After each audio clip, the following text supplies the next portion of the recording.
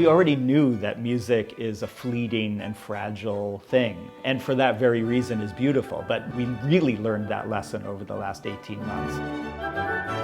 Coming back to live concerts this summer and continuing to build on what we do as an orchestra together, which is create music for all of you, it felt so warming to the soul.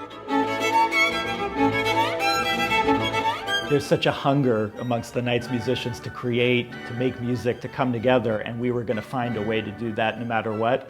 So the Beethoven Pocket Concerto with Gil Shaham was one example of how we found a way to do it. Coming out of last winter, we had the incredible opportunity to play with one of my dearest friends, Yuja Wang.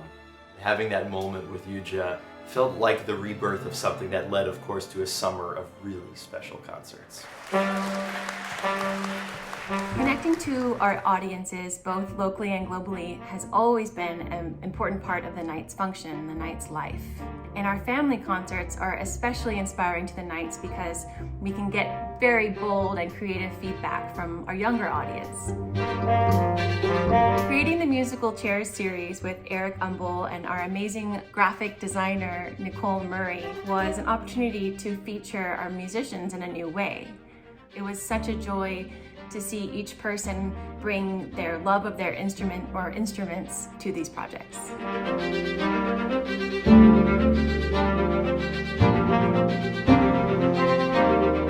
Since we weren't able to gather and perform, it was about finding interesting digital projects to do. The Knights have a way of grabbing a moment and responding to it, and I think one of the direct responses to the pandemic is keeping on. In typical Knightsian style, there was a group of musicians that figured out a really interesting project. A piece that was composed by numerous members of the Knights, then recorded by all the members of the Knights, and made into a video that we shared with so many of you.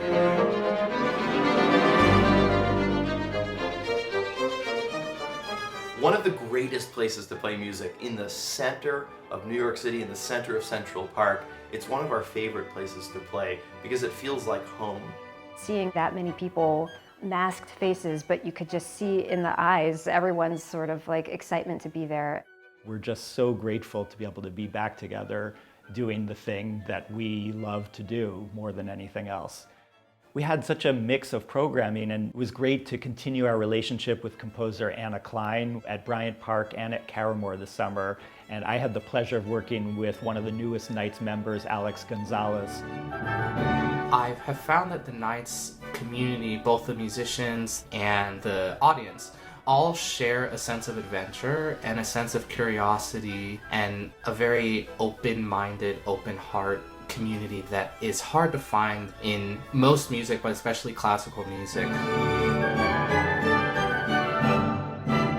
Spending time at the Shaker Hancock Village, at the Clark Institute, at Tanglewood, making music in all these venues felt so alive. The Knights have been artists in residence at USDAN, which is an incredible arts camp for children.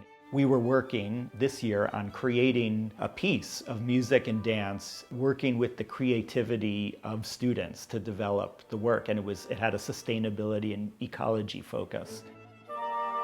Knights member Christina Corden has been talking about a holiday album for years, and when we were thinking what the world is asking for or what would feel good for the Knights musicians and our community, we thought this is the time to do a holiday album. I think it's just something that I put a lot of myself into, and a lot of people put a lot of themselves into, and I really don't think I've heard any Christmas record like it. You can find The Nights Before Christmas on the Knights website and all the streaming sites. Really looking forward to our concert coming up at the 92Y in December. We're so excited to be there, and it feels like kind of a homecoming, like it's been a long time in the making to have this type of residency, a place that we could have different types of programming, family concerts, education concerts, 92nd Street Y fully aligns with what the Knights want to do, which is this music is for everyone. It's for people of all ages. We look so forward to these concerts coming up real soon. Following up on our concert at Tanglewood with Aaron Deal, we really wanted to go on tour with him. What we're going to do is we're going to play up and down the East Coast in January. This will be our first tour since the pandemic, and I just can't wait to bring this music to everyone. I think it's such a time in 2022 for the Knights to think about renewal and to be grateful for the resilience that the musicians and our community have shown. We feel this incredible warmth from our supporters, and it really feels like we are really sharing in something special, and it feels like a really big family. Super grateful for them and for their contribution and for their enthusiasm. We're so grateful to all of our supporters who enable our education and community programs to happen. You continue to inspire us. Your generosity continues to give us the energy to move forward, to build new things, to create music, to be together as a group, and to find our way through this time. Thank you so much for everything you do.